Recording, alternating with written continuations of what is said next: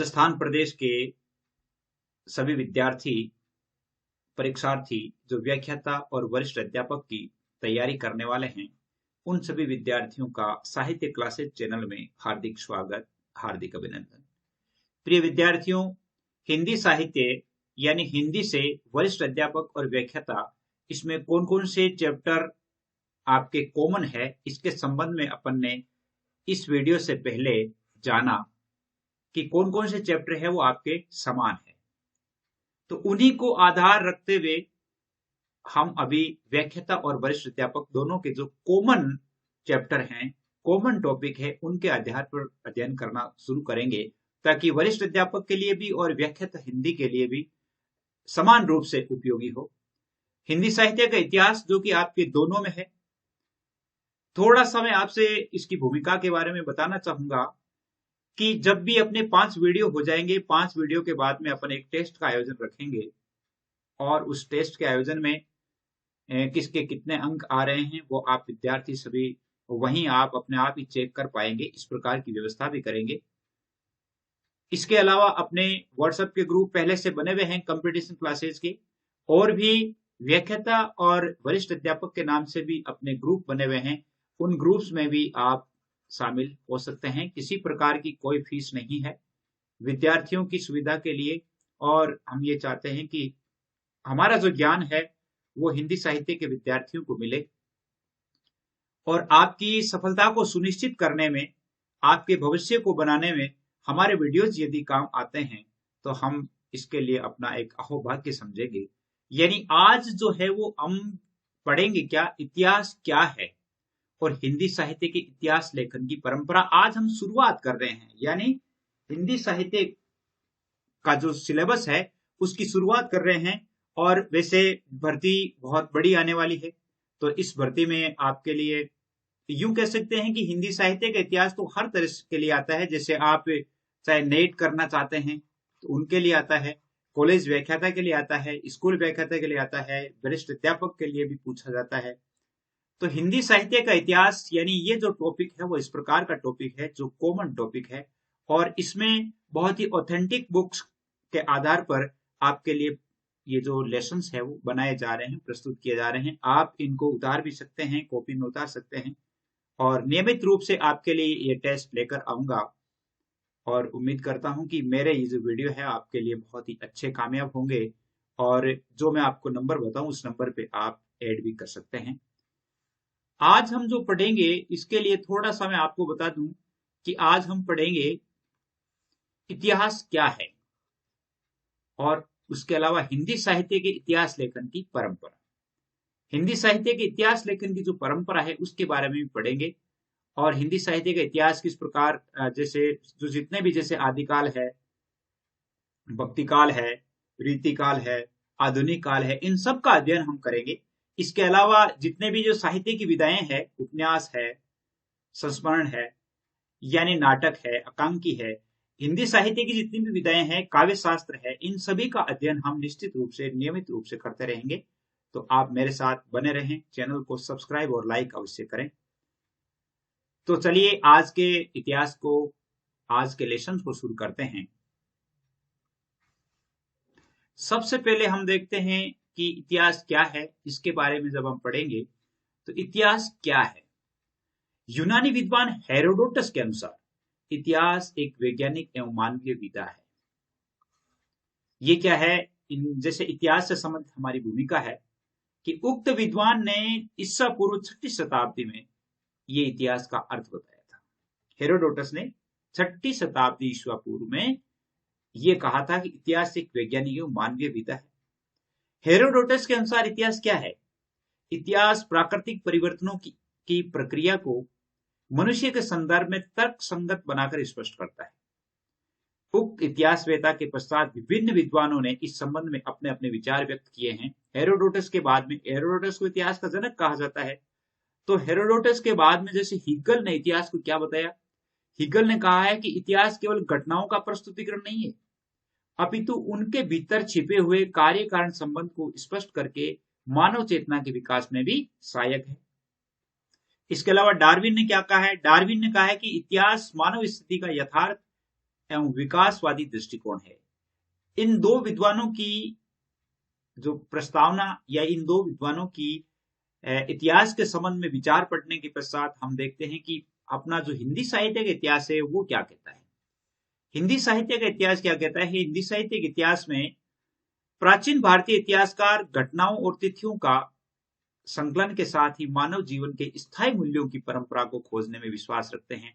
यानी भारतीय इतिहास लेखन की जो परंपरा है वो पाश्चात्य इतिहास लेखन की परंपरा से भिन्न रही है। आपके लिए जो मैं व्हाट्सएप के ग्रुप के नंबर बता रहा था वो नंबर ये है 9610208295। इन पर कंपटीशन के ग्रुप्स बने हुए हैं जिसमें बॉयज और गर्ल्स के लिए अलग अलग हैं। तो आप अपना नाम अवश्य लिखें ताकि आपको उचित ग्रुप में शामिल किया जा सके। प्राचीन भारत का इतिहास महाभारत और पुराणों के रूप में मिलते हैं। प्राचीन भारत का जो इतिहास है वो महाभारत और पुराणों के रूप में मिलता है, ये बिल्कुल सही है। इन ग्रंथों के आधार पर ऐतिहासिक तथ्यों एवं इतिहास को लिखा जा सकता है, किंतु इन्हें यथावत इतिहास नहीं माना जा सकता। महाभारत और पुराणों का जो इतिहास है इसे हम वास्तविक इतिहास नहीं मान सकते।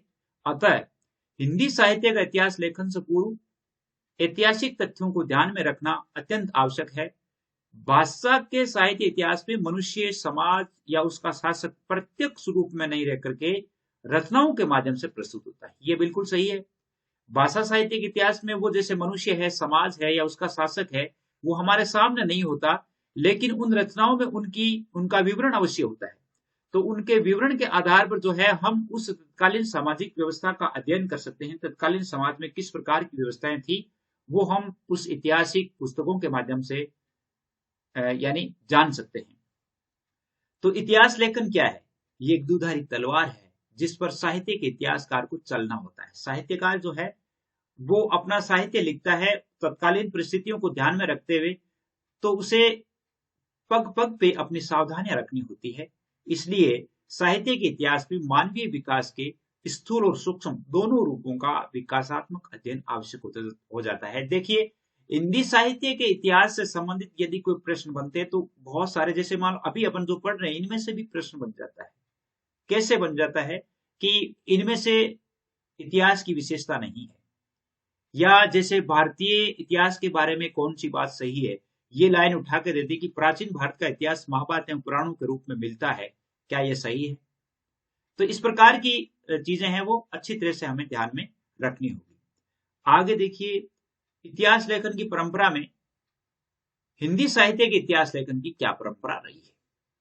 हिंदी साहित्य के इतिहास लेखन की परंपरा वस्तुतः इतिहास शब्द से राजनीतिक और सांस्कृतिक इतिहास का ही बोध होता है, किंतु वास्तविकता यह है कि सृष्टि की ऐसी कोई भी वस्तु नहीं है जिसका संबंध इतिहास से नहीं हो। सृष्टि की ऐसी कोई वस्तु नहीं है या सृष्टि में कोई चीज नहीं है जो इतिहास से संबंधित नहीं हो। यद्यपि 19वीं 20वीं शताब्दी से पूर्व अनेक कवि और लेखकों की प्रामाणिक रचनाएं प्राप्त होती है, 19वीं 20वीं शताब्दी से पहले की भी रचनाएं प्राप्त होती है जिसमें विभिन्न कवियों के जीवन वृत्त है, उनकी कृतियों का परिचय दिया गया है।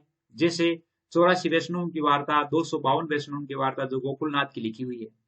84 वैष्णव की वार्ता, 252 वैष्णव की वार्ता गोकुलनाथ की लिखी हुई है। जैसे भक्तमाल नाभादास की लिखी हुई है, कविमाला है, कालिदास हजारा है, इसी प्रकार के ग्रंथ है। कैसे? यानी रचनाएं प्रामाणिक है इनके, जैसे कालिदास हजारा, भक्तमाल जैसे नाभादास की लिखी हुई है तो बिल्कुल प्रामाणिक रचना है। लेकिन हम इन्हें वास्तविक हिंदी साहित्य का इतिहास नहीं मान सकते। क्यों? क्योंकि इनमें कालक्रम, सन समत इत्यादि का अभाव है।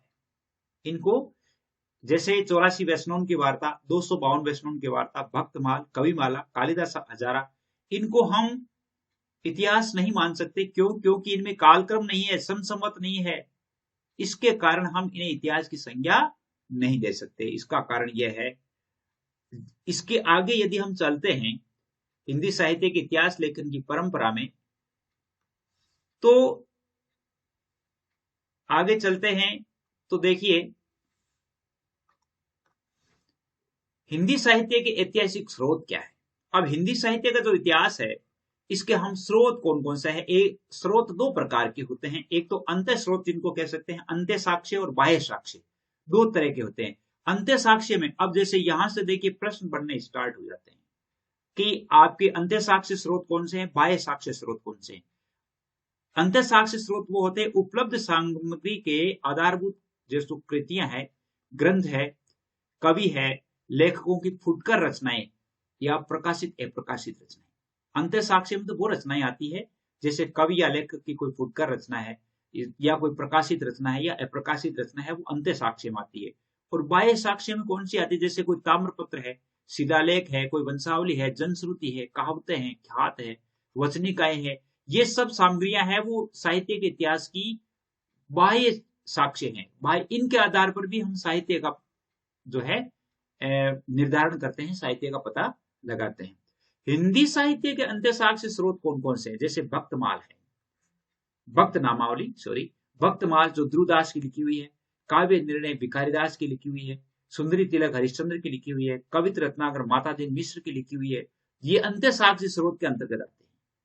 अब जैसे मान लो जितनी भी कवियों की लेखकों की जो कृतियां हैं, यूं कह सकते हैं कि अपने हिंदी भाषा में या हिंदी की जो आदि कोई भाषा है उसमें या प्राकृत में ये जो लिखे हुए जो ग्रंथ हैं या किताबें हैं, ये सब अंत्य साक्ष्य स्रोत में आते हैं। बाह्य साक्ष्य स्रोत में कौन से? जैसे मोतीलाल मेनारिया द्वारा राजस्थान में हस्तलिखित ग्रंथों की खोज करना, कर्नल टोड द्वारा लिखा गया राजस्थान का इतिहास जिसमें चारण कवियों का इतिहास है, काशी नागरिक प्रचारण सभा द्वारा जो खोज रिपोर्ट की गई है जिसमें अज्ञात कवियों लेखों का विवरण है, ये बाह्य साक्ष्य स्रोत है।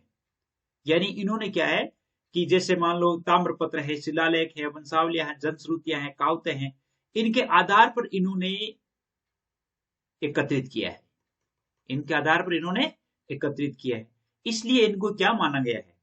इसलिए इनको बाह्य साक्ष्य स्रोत माना गया है। आगे यदि हम चलते हैं, जैसे ये तो अंत्य साक्ष्य बाह्य साक्ष्य स्रोत हो गए, इसके अलावा हमारे हिंदी साहित्य के इतिहास की जो शुरुआत होती है वो सबसे पहले किससे शुरू होती है? हिंदी साहित्य के इतिहास की जो शुरुआत है वो ऐतिहासिक तथ्यों के आधार पर हिंदी साहित्य का लेखन जो है वो इस प्रकार है। सबसे पहले होती है गारसादा तासी, जो फ्रेंच विद्वान है, बहुत बार इनको पूछा जाता है कि प्रथम इतिहास लेखक माना जाता है, हिंदी साहित्य के लिए प्रथम इतिहास लेखक माना जाता है गारसादा तासी, जो एक फ्रेंच के विद्वान है। इनकी किताब लिखी हुई है द लॉ लिटरेचर हिंदुस्तानी, जिनके दो भाग हैं, इस्तवार द लॉ लिटरेचर हिंदुस्तानी, इसके दो भाग है। प्रथम भाग 1839 ईस्वी में प्रकाशित हुआ, दूसरा भाग है वो 1847 ईस्वी में प्रकाशित हुआ। अब गारसादा तासी के बारे में बहुत सारी बातें हैं, यानी अब इन यहां से आपके सवाल बढ़ने स्टार्ट हो जाते हैं कि आपके प्रश्न कैसे बनते हैं। इसके आधार पर आप जैसे यहां तक आ जाए कि इस्तवार द लॉ लिटरेचर हिंदुस्तानी किसकी लिखी हुई है, तो आप सभी बता सकते हैं कि गारसादा तासी की लिखी हुई है, फ्रेंच विद्वान है। प्रथम भाग 1839 में लिखा, द्वितीय भाग 1847 में प्रकाशित हुआ। लेकिन इसके संबंध में कुछ महीन जानकारियां हैं। भाई इनको साहित्य का इतिहास के अंतर्गत माना गया है या नहीं, माना गया नहीं है तो क्यों नहीं माना गया, इसके संबंध में हमें विशेषताएं देखनी है। ये पुस्तक ब्रिटेन यानी जो आयरलैंड की प्राच्य साहित्य अनुवादक प्रेस के द्वारा पेरिस में प्रकाशित हुआ है। ब्रिटेन की जो प्रेस है, आयरलैंड की प्राच्य साहित्य अनुवादक, 1871 ईस्वी में इस पुस्तक का दूसरा संस्करण निकला था जिसको 3 खंडों में प्रकाशित किया गया है। 1871 ईस्वी में इसका दूसरा संस्करण, पहला संस्करण तो यह है ही गारसादा तासी का, इसके अलावा 1871 ईस्वी में इसका दूसरा संस्करण निकला है। इस पुस्तक की क्या विशेषता है? यह पुस्तक अंग्रेजी के वर्ण क्रम के अनुसार लिखी हुई है, यानी एबीसीडी में लिखी हुई है, अंग्रेजी के वर्ण क्रम के अनुसार लिखी हुई है। इसमें हिंदी और उर्दू के कवियों का वर्णन है। इसमें केवल हिंदी के ही कवियों का वर्णन नहीं है, उर्दू के कवियों का भी है, जिसमें हिंदी के तो बेहतर कवि है और इसमें उर्दू के 738 कवियों का वर्णन है।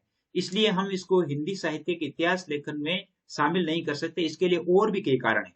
क्या कारण है? देखिए, इसका एक कारण तो वो हो जाता है कि इसमें हिंदी के सभी कवि हिंदी के नहीं है।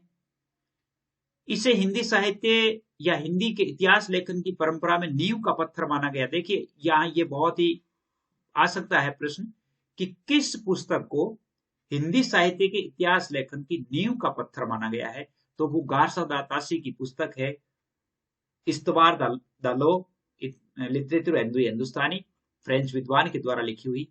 इसमें कवियों के रचनाकाल का उल्लेख तो किया गया है, विद्वानों ने इसे इतिहास ग्रंथ नहीं माना है, क्योंकि इसका कारण क्या है, इसमें हिंदी के साथ ही उर्दू कवियों का विवरण है।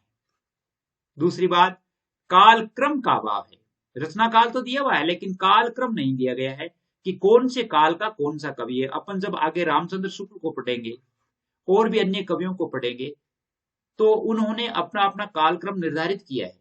जैसे रामचंद्र शुक्ल ने वीरगाथा काल, है ना, इसी प्रकार जैसे भक्ति काल, रीति काल, आधुनिक काल या गद्य काल, इस प्रकार जैसे रामचंद्र शुक्ल ने विभाजित किया है, उसी प्रकार इन्होंने कोई कालक्रम निर्धारित नहीं किया है। तीसरी बात है कि भारतीय दृष्टिकोण के अनुसार यह है, हिंदी साहित्य का इतिहास नहीं है। ये सब विशेषताएं हैं, यानी जिनके आधार पर हम कह सकते हैं, जैसे मान लो ये कहा जा सकता है कि निम्नलिखित में से कौन सी बात गारसादा तासी द्वारा विरचित या लिखित किताब इस्तवार द लॉ लिटरेचर हिंदुस्तानी के बारे में सही नहीं है। तो इसमें देखिए, इनमें से ये तो सही है। तीसरी बात है, चौथी बात है कि इस ग्रंथ में कवियों की रचनाओं का चित्तवृत्तियों और प्रवृत्तियों के विकास की दृष्टि से कोई विवरण या परिचय नहीं है। अपने जो हिंदी साहित्य में ये माना है कि उनकी रचनाओं का और चित्तवृत्तियों और प्रवृत्तियों के विकास की दृष्टि से उनका विवरण होना चाहिए। लक्ष्मी सागर वासरणे जो है, उन्होंने इस ग्रंथ में वर्णित रचनाकारों संबंधी सामग्री को हिंदू साहित्य का इतिहास नाम से 1952 में प्रकाशित किया। इसी पुस्तक के आधार पर हिंदू साहित्य का इतिहास 1952 में पुस्तक लिखी गई थी। किसने लिखी थी? लक्ष्मी सागर वासरणे ने। और वो किस पुस्तक के आधार पर? इस्तवार द लॉ लिटरेचर हिंदुस्तानी। तो यहां से भी सवाल बन जाता है कि इसी के साथ है, यानी जैसे किस पुस्तक के आधार पर इन्होंने हिंदू साहित्य का इतिहास 1952 लिखा, या कौन सी पुस्तक लिखी गई। तो आज हम केवल गारसादा तासी तक ही पढ़ेंगे, गारसादा तासी तक ही पढ़ेंगे। और उसके बाद हम जैसे शिव सिंह सरोज पढ़ेंगे, ग्रियर्सन पढ़ेंगे, और भी जितने भी जो हैं, जैसे मिश्र बंधु पढ़ेंगे, रामचंद्र शुक्ल पढ़ेंगे, फिर हिंदी साहित्य का इतिहास आ जाएगा, यानी आदिकाल पढ़ेंगे, भक्तिकाल पढ़ेंगे, रीतिकाल पढ़ेंगे, सब कुछ पढ़ेंगे। तो आज पहला ही दिन है, तो हम इस वीडियो को, यानी ये जो लेसन है, इस लेसन को यहीं पर समाप्त करते हैं। उम्मीद करता हूं कि आप निश्चित रूप से 9610208295 इन पर आप निश्चित रूप से लिख के भेजेंगे, और आप व्हाट्सएप ग्रुप में ऐड होंगे और मेरे चैनल को सब्सक्राइब करेंगे। यदि आपको पसंद आया है, मेरी योजना पसंद आ रही है, तो और बता दूं कि 5 वीडियो के बाद हम एक टेस्ट का आयोजन करेंगे, और उस टेस्ट में आपके कितने नंबर आ रहे हैं, किस प्रकार की आपकी तैयारी, तो वो भी आप परख सकते हैं। अच्छी पुस्तकों से लेसन्स बनाए गए हैं। आज के लिए बस इतना ही। जय हिंद, जय भारत।